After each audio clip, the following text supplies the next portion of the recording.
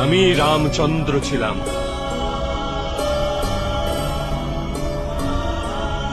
আমি ব্রহ্মা, বিষ্ণু আর মহেশ্বর। আর আমি সরস্বতী, কালী এবং লক্ষ্মীও।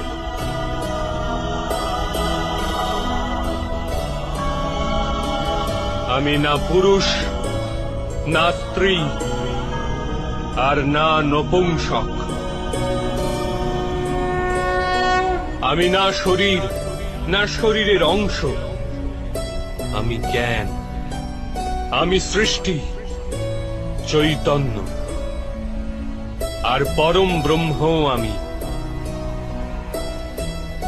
আমি সমস্ত কিছু,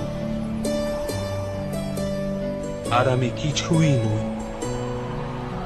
এরূপ প্রত্যেক যুগে ঘটেছে, আর আগামীতেও এই রূপই ঘটতে থাকবে।